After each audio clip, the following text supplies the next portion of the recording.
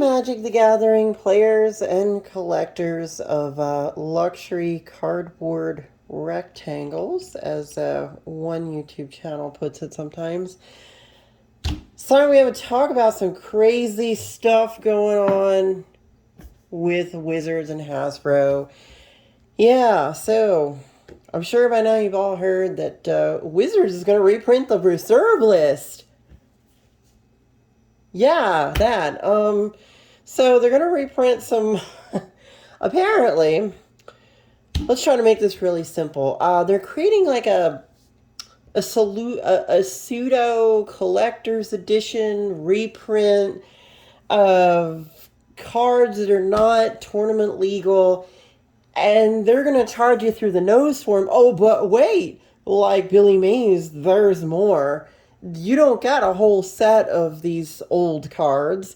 You get 4 packs with the possibility of getting a good card. But you probably won't, but you know. And, oh, but wait, there's more. What's it going to cost you? $1,000. Guys, this is ridiculous. Wizards has gone over the top. I'm just done with this company, and I don't know, guys. This is ridiculous. But anyway, let's jump right into some stuff here real quick.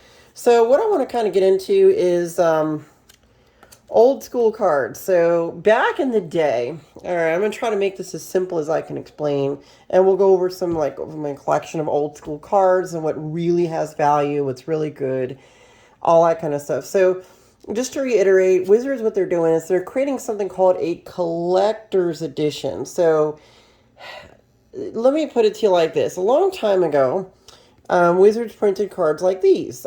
This is from the beta set. It was this very second. This is original 30 years ago. It's from 93. It's original beta. And if you look at beta, it was slightly, they changed the corners from alpha edition. They still have like this little print dot in each corner because they were still trying to develop, you know, how they're going to make the cards. And they were black bordered. Now, after beta came out, they came out with white bordered versions of the same set of cards. So there would be 2 of these. There'd be a white border version called Unlimited version, and this is original beta. Beta is worth more, again, because originally the black border was more desirable at the time, so people wanted to get beta cards. And of course, there's original alpha. But the point I'm trying to make is, because beta was popular and people liked Magic the Gathering, Wizards came out with a set called Collector's Edition, like this. Now, the difference with a Collector's Edition card and a beta card is almost pretty much obvious. So, the Collector's Edition was gold-backed. These were not meant to be tournament legal, so you could not play these normally in Magic games. So you would, you know, just if you came up with this, they would say, no, that's an illegal card, you got to get rid of it. So, and of course, they came up with an entire set that you could buy of all the cards from beta, including Power 9. So if you don't know what Power 9 is, well, you might have been, maybe you're living under a rock or just started playing this game. Basically, Power 9 cards are the Moxes and the Black Lotus. I'm sure you've heard of a Black Lotus. That's one of them. You've got like Time Twister, Time Walk, Ancestral Recall, Mox Ruby, Mox Jet, Mox Sapphire, that kind of stuff. So, you know, original cards like that are worth thousands and thousands and thousands of dollars. Now, not too long ago, the collector edition cards weren't worth anything. They were worth, maybe people kind of liked having them, but in general, because they were not tournament playable, you couldn't really do anything with them. They just kind of sat around on shelves.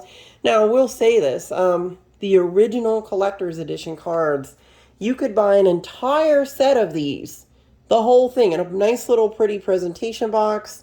Again, with the gold back. Some of them say International Collector's Edition. Some say just Collector's Edition. But these original cards, you could get them for $50. The whole set. I think it's like, what, 150, 250 cards from original Alpha, Beta, Unlimited. But they were all black border. And, of course, the corners, they didn't round off the corners. They just cut them out. And that was it. I guess that was the easy way to distinguish this card versus like one of these, which This would be a tournament legal card, this jump, and of course this one wouldn't have been. Now, since that time, what has happened is Wizards has gone ahead and said that these cards are now legal for play in some formats. I think Commander, especially, these are now legal. So many of these type of cards have drastically increased in value. Now, this one I'm holding here, not really. It's just probably a common, I think. Simulacrum is either an uncommon or a common. But the point I'm trying to make is that these cards are no longer just bulk. I mean, these aren't just funsies on a shelf somewhere. These are things that people are playing with, or they're collecting them, or they're getting them graded and all that good stuff. So there's an entire market that has cropped up because these have become more popular over the last like 10, 15 years, and people have a lot of these. And of course you get your Power 9 in here as well, because it's like a poor man's Power 9, you know. The Power 9 and, you know, any of these editions is thousands of dollars, thousands and thousands of dollars. So what Wizards has gone ahead and done, you know, I don't even begin to guess what market they're trying to target, like whales and people that are flippers. My guess is that they're targeting flippers, and I'll tell you why. Because, first of all, the 30th anniversary collector celebration pack or whatever, you get 4 booster packs with the possibility of getting a rare, of a random rare, which it could be a dual land, it could be, you know, a contract from below, it could be, you know, something stupid like a really bad, or you get a Mox or a Lotus, maybe, you know. They did a probability, and then they said to guarantee you would get a Lotus, you would have to spend, I think it was like $20,000 or $30,000. By that time, you might as well just go buy the thing off the internet, off of eBay or something, if you're going to do that. So what Wizards is doing is really capitalizing on Timmies and people that, you know, I heard this term Timmy go around. Honestly, it's rich whale Timmies, I guess, that are going to either hold that product or going to drop it on eBay and try to flip it to other investors. It literally is a product that is not for you. It's not for players. Wizards decided to just really screw over the players this time. And, you know, if they're going to reprint the reserve list, which it looks like that's where things are going, you know, all I'm going to say is I'm sure there's going to become some lawsuits and all kinds of craziness going down the road here. But nonetheless, if they're going to reprint the reserve list, then make it so that the cards are obtainable to the players. If you're going to do it and you're going to tank the market, well, then just make it accessible to players, which it's not. At $1,000, I don't know really many people that can afford that. Maybe, you know, how many people are open boosters or Rudy or these, you know, are vintage Magic, these really high roller people in the industry that can afford $1,000 for 4 booster packs. I mean, come on, this is just ridiculous. It's Wizards really thumbing their nose at their player base. It just goes hand in hand with them not supporting LGSs, messing around with the judge program. I mean, honestly, right now it's in turmoil, guys. I've never seen it this bad for this goofy little game, and I don't know what's going on. You know, they're just, now Hasbro is just trying to milk everybody for all they're worth, and, you know, just basically nerd culture because it's been mainstreamed, and, you know, people like Post Malone are now getting involved, and, you know, what is it, what is his name, Logan Paul from whatever, what is it, Pokemon cards. Nerd culture has become mainstream, so now these companies want to capitalize and rip people off. I mean, they're taking a cue from sports cards and stuff. Now, what we're going to do is we're going to go down memory lane and take a look at the real good stuff. This is the real 30th anniversary OG original Magic from 1993. We're going to take a look at them, kind of see what Magic looked like, what they played like, that kind of stuff. Just kind of get a feel for the old school cards and all that good stuff. You know, we can just take a trip down memory lane a little bit. So let's start with the grandfather, granddaddy, founder of Magic. This is the one that, you know, came out and was finalized by Richard Garfield back in the day. Did you know that Richard Garfield is I believe, a great-great-grandson of President Garfield? I think it's like a great-grandson or great-great-grandson of President Garfield. Did you know that? I had no idea. I looked it up on Wikipedia one time. So what you got here is original alpha. This is like Now, you can tell an alpha card because of the rounded corners. They, like, when they went to beta, they kind of made the normal corners that we're used to. But original alphas, they have this sort of round thing on them. And they have the dot, the little print dot in every corner. So that's how you identify an alpha. It's just kind of a rounder corner or something. So these are ones I've just been picking up over the years, or they came in little collections I would buy, or whatever. So you can kind of see what I've got here. It's original green ward. Most of these I think are all commons and uncommons because the rares are almost unattainable at this point. A lot of the alpha rares are just thousands and thousands of dollars, some of them. So we got green ward, instill energy. Me on top. Now remember, this is original set, guys. So the cards are either extremely underpowered compared to today, or some of the rares are just broken, overpowered. You might see some of that here in a minute. So you may untap target creature both during your untap phase and one additional time during your turn. The target creature may also attack the turn it comes into play. So it basically gives your creature haste and a bunch of other fun stuff. So instill energy, old school.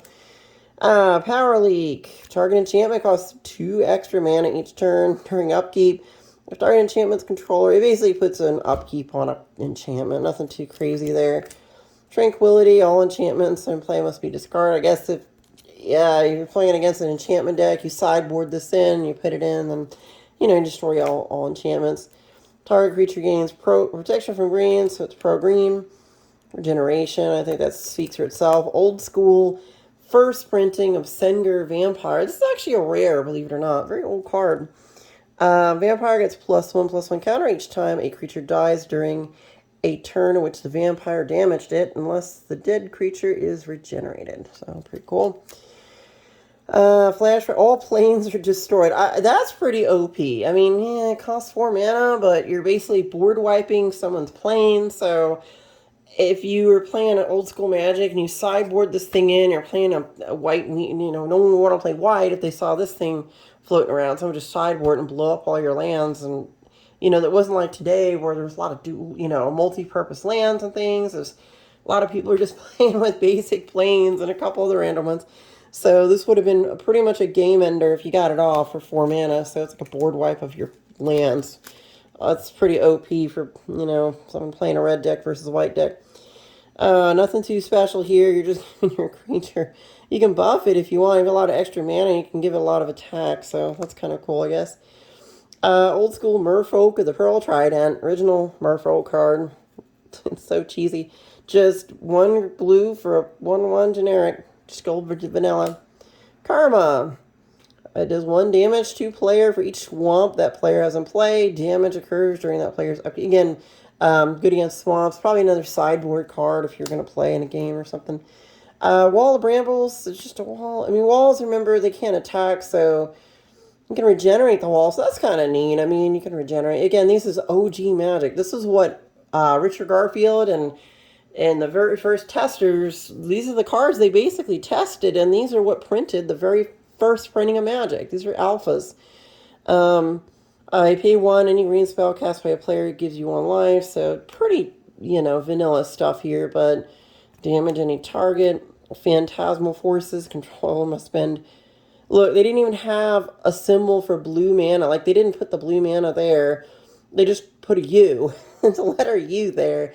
That's why if you ever seen some old websites and stuff, whenever they list like in Wooburg, the reason why it's Wooburg is because blue is listed as U, because originally it was U. Isn't that crazy? So that's how Wooburg started. That's how you the U in Wooburg right there. Because of blue mana was just U. Go figure. And then they eventually, of course, they put a mana symbol in the box, but I guess they couldn't figure out how to get that symbol down there at some point. And but again, this is the alpha set, so you're talking about old stuff here. Target creature gains protection from green. That's pretty obvious. Cursed land. Again, guys, Timmy, original alpha Timmy. How about that, huh? Now, remember with this kind of cards, back in the day, these were. Magic was like, the people didn't really take this game seriously. Eventually they did, obviously, but when this first came out, it released only on the West Coast, like California, I think, Washington, Oregon, like that. And people, like, they saw it at a con, they played with the cards, they enjoyed it, and it caught on. You know, it was one of those games that could easily be picked up and people could play it. The original purpose for Magic was to be in between Dungeons and Dragons games. So, like, I'm pretty sure Dungeons and Dragons was produced by TSR back then, TSR, and then Wizards of the Coast was this little teeny little company, like not even probably worth $1 million, if that. You know, I don't even think they were even crossed the million. They were making some, you know, nerd products and, you know, modules for D&D and random things like that and cheesy little card games. And Magic came along and it became their huge hit, you know. Castle, your untapped creatures gain is +0/+2. Attacking creatures lose that bonus. So, I mean, it costs 4 mana to give them a buff. I don't know. I mean, back in the day, I suppose that was good. There's reasons I suppose to have it. Terror, I'm going to destroy target creature without... Oh my goodness, seriously. I think there's a... Oh, it's on the sleeve? Yeah, okay. Without possibility of regeneration. Again, they used a lot of extra words they probably didn't need to use, but it's alpha, so it took years for them to kind of pare all this down. Paralyze, sacrifice. I mean, guaranteed they wouldn't put this on art anymore. It's just too risque for them. I'm pretty sure this isn't going to end up on a Magic card anytime soon. I'm pretty sure. All right, so then we got Death Grip. Death Grip. Oh boy. Dwarven Demolition Team, Earth Elemental, Stone Giant, Psychic Venom. It's got Snake in the eyes. I remember these cards. I remember kids playing with these, and they weren't worth anything when I was a kid. It was just like, some of them were. I mean, if you had a Lotus, I think it was worth a couple $100 when I was a kid, but it was not worth thousands like now, or tens of thousands. It was a couple hundred. Let's see here. Drain Life. Lore, there's Simulacrum. Okay, so this is the regular. Well, I dropped it, of course. That Simulacrum is a regular version. Just wanted to kind of show you where we're going. So this was an alpha, but it was the same card as this. Yeah, so they say that you can see the difference between the two. A lot of times what would happen is that in the old days, if a valuable Magic card... yeah, if there's a valuable card, like a Mox or something, people would buy the collector edition version, and then they would cut this and then reback it with a normal Magic back, so it wouldn't be gold like that. They would take a beta Magic land or something, and then strip it out, and then try to cover this part. They would take this off, and they somehow would sandwich them together to make another Magic card. And then, of course, they'd have to clip the corners very carefully to make it look legit, like maybe an alpha or beta or something. It usually, believe it or not, a lot of those cards ended up in circulation, and there's surprisingly enough, players, and Timmy people got duped by it. You know, they ended up getting hosed by people just cheating them out of their money and turning these kind of cards into more valuable cards. Nowadays, these are valuable, so it's kind of like they should have just waited and they would have got their money. But, you know, when $500 for a Mox was a big deal, you know, turning one of these things into a Mox, something that was worth something, was people would do it, you know, they would do that kind of thing. Now here's beta. Again, the upgrade in beta is this is the real 30th anniversary celebration. And, you know, if Wizards is going to reprint this, and now these cards that they're reprinting, keep in mind, they're saying that they are fundamentally proxies. So what they're doing is they're charging you $1,000 for non-tournament legal proxies. Then I could basically just go on wish.com right now and print up the entire power. I can get the Chinese company to make me an entire Power 9. Because here's the deal. I want to show you something about this. If I was going to... Let's go to beta. Let's just go ahead and pull some beta real quick. Alright, this Earthbind. That's a good card. We're going to talk about that. So, this Earthbind, okay?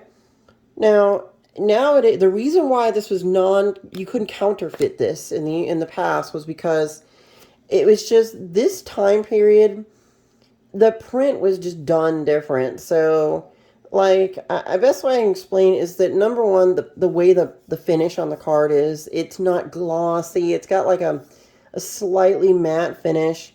And it's this business here, the way that they printed these, this particular font and printing and the way it was made and all this stuff, it's extremely difficult to reproduce that because they're using, honestly, dinosaur equipment. Nowadays, equipment's meant to be higher quality, so the dots per inch, all that stuff is different. We're talking the 90s, guys, like the early 90s when, computers were those beige computers. I don't even know if anyone that watches my channel remembers that stuff. Maybe. Remember those beige computers in people's houses with those dot matrix printers and things, and laser, or what was it, inkjet, bubble jet printers and all this business.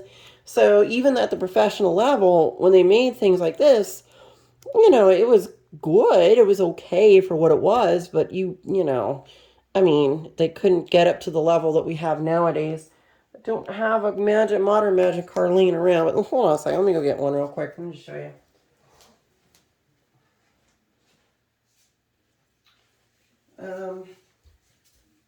All right, so here's just a modern magic card. I mean, you can kind of see, it's come a long way. The font's obviously darker. Everything's all, just flashy. And this is just a crappy one. It's not even there's no special flair on this one, no foiling, nothing weird going on, no etching or any of that business. But you can see a modern magic card has more data on it, but it's fundamentally the same idea. It's got a Garfield, Richard Garfield, when he came up with this, the original Richard Garfield plan is here, even though this card is recent, this is, a couple of sets ago. I think it was his Commander Legends or something, maybe one of the Commander decks. This is one of the new Commander Legends sets. So if you look at this, the idea is the same. You have a black border. You have a art in the middle, the title of the cards at the top, the casting card's there, a casting cost is there, the creature type is here, card type and creature type, it says enchant, flying creature, etc. It tells you what it does, tells you it's a creature, and then of course all the rule text is in the center, and of course the flavor underneath. So, and of course the recognition for the artist and all that good stuff, and then some of the fluff that they've added, and extra borders and stuff. So fundamental to Magic is that this design, this is beta, alpha, these alpha and beta cards are fundamentally the ancestors of our current Magic cards. So, when Garfield came up with this stuff, he really, had a huge vision of a game that was actually playable by everybody. You just pick it up and play it, and the format still works today. Unless Wizards screws it up and does something dumb, then the format is still the same, but that's the point I'm trying to make here. Now let's talk a little bit about some stuff Wizards is doing. So with this crazy reserve list beta reprint they're doing, they chose not to reprint some cards. Apparently this is one of them. For some reason, Earthbind, the Wizards doesn't like it. They think it's somehow offensive, but honestly, with I go to Goth Club and there's various circles where people get tied up with rope, and this is a pretty good tie. I mean, she's not really going anywhere. So Earthbind, she's all bound up, and I think that Wizards found that this would be too risque or too offensive to somebody, and even in the new cards, you can't even get this in the garbage that they're printing out. This is a dumpster fire. Honestly, what they're doing is a complete another dumpster fire because players don't want this. Investors are mad because you're reprinting stuff that they invested their money in, collector edition, I guess, or whatever, and you don't even get the whole thing. You'd get the opportunity or a chance of possibly getting something good, but you may not. It's like, oh, come on, for a grand, for a G, as they say. They want to drop a G on it. Okay, so those are beta. Now, just to reminisce a little bit here, after beta, Magic really started getting popular here, okay? And there just wasn't enough cards around. So Wizards went into third printing, which would be unlimited edition. Now, unlimited cards, the major difference here is almost obvious. They're all white bordered. And if you look at them, there's like this one, false orders and all these things. These are unlimited, different cards from that set. It's the same set of Magic cards as Alpha and Beta. just they produce a little more of them. And the unlimited cards, the print stock is a little bit nicer than, let's say, like revised. Unlimited cards are darker, the print's a little nicer. The only disadvantage I think with these was that, I'm trying to think, some of it a little bit fuzzy, but in general it was, honestly, I like the unlimited cards a little better because they're darker and more easy to read in general, you know. You still read the other ones, but these ones they're always a little bit nicer. Look at that original Sarah Angel from back in the day. Again, this is Quentin Hoover art. Now, again, Earthbind was a Quentin Hoover art, so I believe Quentin Hoover is dead. You can't even get him to sign anything anymore. So, from what I gather, his estate is upset because back in the day, Wizards they had to pay royalties to all the artists every time they printed a Magic card with this art on it. Maybe the artist got like 50 cents or a quarter or something. Well, maybe not. Maybe it was like a penny or something. I don't know. But nonetheless, the artist got paid for every Magic card that used that art. And now that Wizards is reprinting these cards, this card is a Quentin Hoover card, and he's dead, but his estate owns the rights to the art that went into the card. So right now, Wizards is already sitting on a lawsuit from artists that aren't going to get paid for stuff that they did like 30 years ago, you know? And there was a contract made with Wizards to get paid for this stuff, but Wizards is just going to reprint it and not pay them. So, wow, seriously? And again, I think a lot of this is Hasbro. Granted, Wizards has been all the original employees that started this company, you know, and were in control of things are probably long gone. I think Mark Rosewater is probably one of the oldest ones there, and that guy, I don't know, I think he's basically in Hasbro's pocket, and whatever Hasbro says, he does. So that's pretty much what we're dealing with now. Stasis, this is a total... Commander players will play this thing. Players do not get to an untap phase. Pay blue during your upkeep or stasis is destroyed. So basically you take away someone's ability to untap. Of course, if you play something that untaps on every turn, or is able to untap your stuff without having an untap step, you're basically lock everyone out of the game. And this is like one of the biggest sort of stacksy hate bear kind of cards to put in a deck, but I've seen it come out in Commander, and I'm like, oh boy, here we go. Black Vice, and if an opponent has more than 4 cards in hand during upkeep, it does 1 damage to opponent for each card in excess of the 4. So anybody that's a card draws the blue deck or something, or what is it, Rhystic Study, you want to pay 1? You want to pay 1 for Rhystic Study? Or the fish, you want to pay 4 for the fish? You know, same idea. That's how kind of that went. Old school Icy Manipulator. They just don't make cards like this anymore. Well, they guess they do, but, you know, this is the OG of stuff from back in the day. Icy Manipulator, you may tap any land, creature, or artifact in play on either side for 1. No effects are generated by the target card. Earthbind again, of course, this card, because Wizards refuses to reprint it, honestly, this common is now golden because it's guaranteed it's not going to get reprinted with that art. You're never going to see this card again. I'm going to bring up some few other examples here in a minute of cards that you'll never see again that might be worth investing in. Original Mana Short. All opponents' lands are tapped and opponent's mana is emptied. Opponent takes no damage from unspent mana. So back in the day, you would get mana burn and stuff. So it was like if you didn't spend all your mana on your turn, you lost life points for leaving mana unused. Kind of a bummer. They actually did away with that at some point because people didn't like it. It was never fun. This is another card that Wizards refuses to reprint because it involves ante.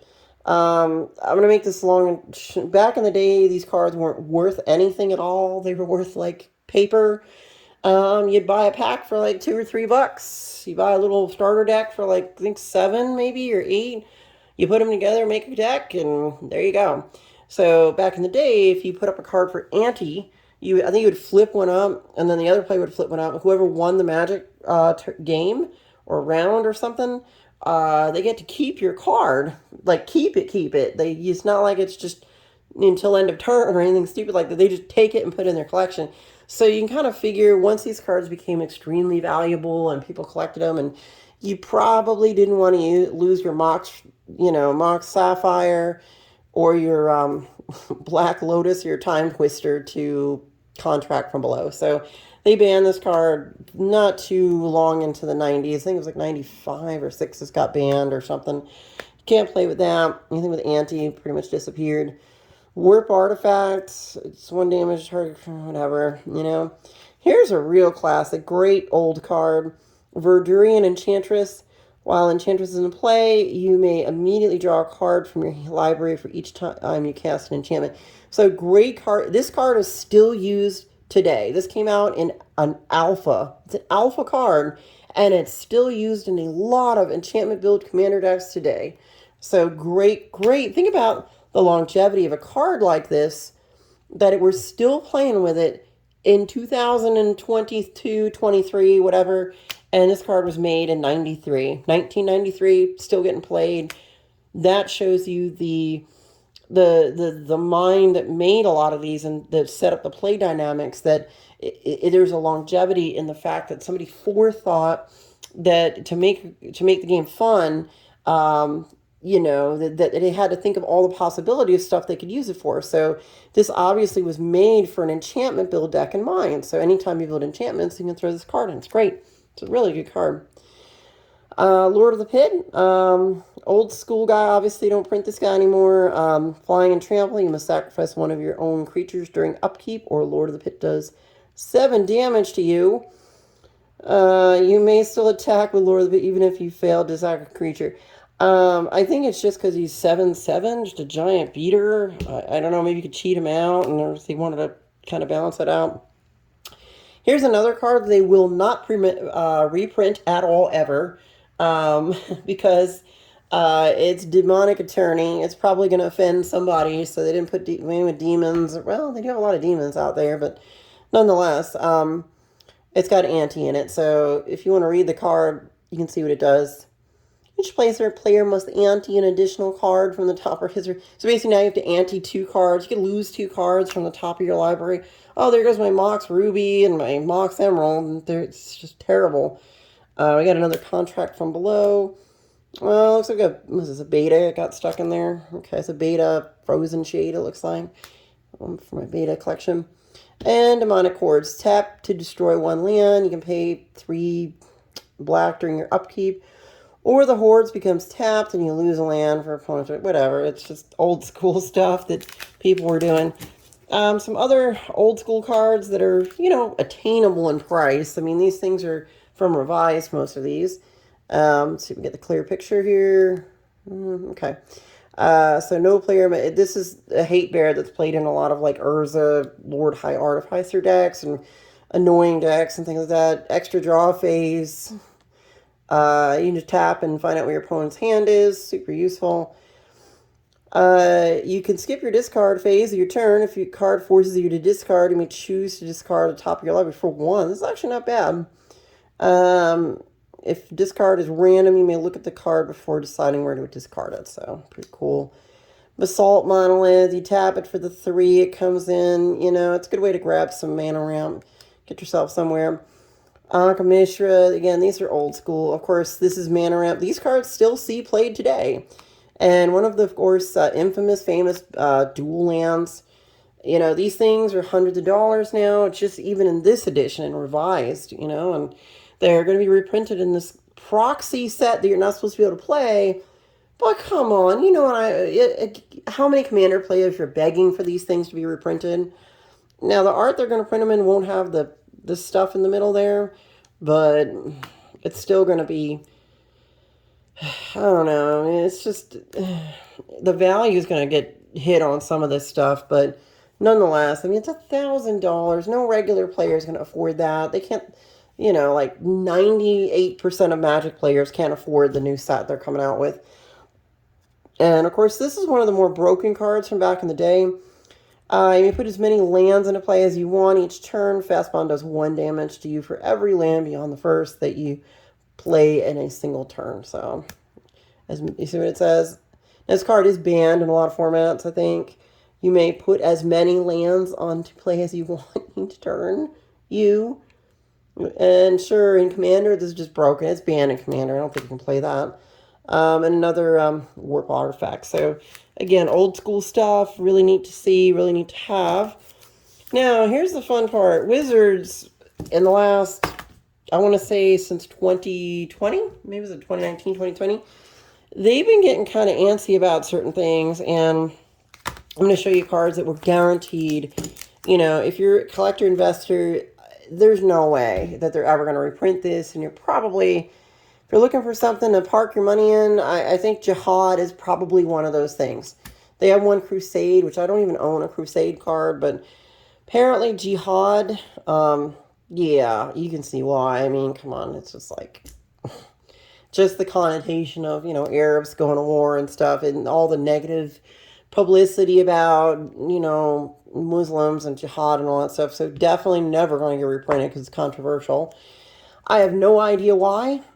Explain it to me. Stone throwing devils? I haven't the slightest clue. All I know is, no, I don't know why Wizards has thrown this card in the dirt pile. You explain it to me. What's offensive on here? I don't know, just some random demon-looking dudes heaving rocks at, what are those, like skeletons or something? Like, why is this thing a thing? I don't know. I don't know where they got that from. But apparently, Wizards hates this card, so it'll never be reprinted. Even if they come out with, what is it, Arabian Nights Master 35th edition anniversary, whatever, proxy card, they'll never make that one. They probably won't make Army of Allah because it has the name of someone's god in it. And again, it has a connotation to Islam and too much controversy. Back in the day, they didn't care. Nobody really cared. It was just a card and you played it. There was even a game called Jihad. There was actually a card game called Jihad back in the day. You could play it. Not anymore, obviously. I'm sure they changed the name by now, if it even exists. Eye for an eye. I mean, I don't think they're going to reprint this, guys. It's some kind of old Arabian Nights card.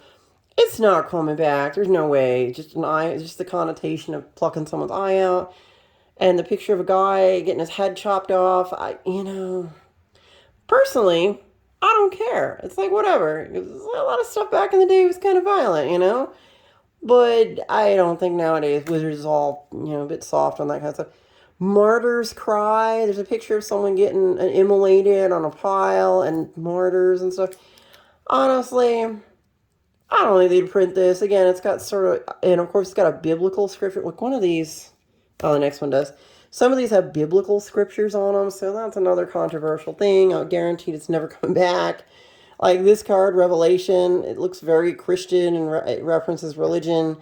And it's got a, you know, a scripture from Ecclesiastes 3:19. And Wizards are never going to print that. You know, the Bible, the Quran, all these holy books are a thing. They exist in our world, but because someone might be offended or one person's religion doesn't like the other person's religion, these cards aren't coming back. They're permanently, I guess you could say, unprintable for as far as Wizards is concerned. So if you do own some of these, I would just suggest holding on to these ones especially because it's not coming back. You know, I didn't pull it out, but there's a Legends card, Gwendolyn de Courcy. She looks like I think she's almost naked and she's stabbing a guy or something. That one probably won't come back either. Or at least the art won't because it's just so, you know, risque and scary and might offend somebody or whatever. Guys, the purpose of this video is to show you the real 30th anniversary of what it was. This was the game, and it was a special thing at one point. You know, if you played this, yeah, you were kind of a nerd. You probably didn't fit in very much in school, but usually you were smarter. You were a smarter kid, or, you know, smarter little girl, smarter little guy. And, you know, you played this because it was fun. That was it. And it wasn't mainstream. The cards weren't worth thousands of dollars. There's a couple that were worth like $20 or $50 or whatever. But that was even a couple of years after they were printed. But the point I'm trying to make is that, guys, I mean, this is the real deal. This is real value. Not the garbage that they're coming out with now. I mean, it's total trash. Do not buy it. Do not, whatever you do, if you have the money, actually buy this stuff, okay? Buy some of these things if you can get a hold of them. Don't buy the 30th anniversary edition. Buy the singles that you want to add to your collection. Buy the real thing, you know, with the original magic back and everything. If you want an alpha or a beta or something, you know, just get a, you know, a beta Earthbind or something. It's got the right back, and, you know, or if you can't afford that, maybe get the original collector edition or something. But the point I'm trying to make is don't buy this product that's coming out. It's horrible. It's just a giant cash grab. It's meant to rip people off. Wizards has gotten far too greedy. I mean, the collector's editions were pressing the envelope. Secret Lairs pressed the envelope. They've done some shady stuff with, what was it? Mythic editions where they didn't have enough, and they overcharge people, or they double charge people. And you know, I ordered those Secret Lair commander decks like a year ago. I still have nothing. Wizards had just decided not to send the product to me after he spent, you know, however much for it. What was it, like, how much were those, like $100 a piece or something? So they took my money, but they gave me nothing for a year. You know, I don't even understand how this company hasn't been sued and class actions for all this misbehavior and the way they treat their customers. Because I think it's pretty darn close at this point. You know, they are thinking, it looks like they're going to probably reprint the reserve list, you know, or they're going to mess around and poke around with it and just see what happens. Guys, the best way to deal with a rogue company that decides that profits are better than the people that have built their product up is to just not buy their crap. Just don't buy it. Just don't buy the collector edition, the stupid 30th anniversary $1,000 4 packs of you might get something good. You know, don't waste your money. I was gonna say, just if you want to do something cool, buy old cards. You know, or if you want to lock your money in and be an investor, get this stuff. You know, anything that they're not going to reprint because it's got a Bible scripture, or, you know, because somebody's going to get offended by it or whoever, then if you're an investor, you probably should stick with this stuff. You know, these things are great. They're wonderful to have. It's talk about memory lane, an original castle. I mean, they just don't make cards like this, and they had a different feel, and they were just sort of like, hey, I'm doing something edgy and cool, but it's a secret thing that only certain nerds knew about, like in 93 and 4 and stuff. I didn't find out about Magic until I want to say like alliances. Like I was buying packs of alliances and like the Dark and stuff, some of those sets. And then of course I was at Ice Age. I had a lot of packs of Ice Age. I was like, oh wow, Ice Age, these cards are going to be great. And no, Ice Age is never really worth that much. There's like a couple cards in it that are okay, but like Necropotence and like Demonic Consultation or something. But nonetheless, you know, it's been playing Magic since, I want to say 95, I think, early 95. And this game has always been part of my life, and it's been kind of part of my heart, but just the company is just so terrible. The game is amazing. It's the best card game on the planet. But the company that runs it and the Overlord company, Hasbro, that runs it, they're total douchebags at this point. They're just total douchebags. They're corporate douchebags. They just want to rip people off as much as they can and get as much money out of people. And frankly, at this point, you're better off just buying the old cards, buy singles, do what you got to do. But, you know, regular middle-class people during a recession can't afford a $1,000 product. That is my take on Magic 30th anniversary. Love the cards. Love the old school. You know, give a nice hug and a heart. Let's heart the old school stuff. This is what really matters right here. Guys, thank you for watching my channel. Please like and subscribe. This video is really long. It took me a while to put all this together. Please, of course, drop me some comments. What do you think about the craziness that Wizards is doing, the $1,000 price, all that stuff? By all means, I want to hear from you guys. But it's really awesome. I want to let you know the hurricane was okay. We had a little bit of damage, just some like tree branches and stuff come down, but nothing really bad happened to my house. So I'm really happy that that was the case. We did lose electric for a few days. Couldn't really do anything, obviously, because I had no electric, but you know, we got it back, so everything's doing good. But thank you again, and I will see you soon with more crazy, fun, and amazing videos. Good night.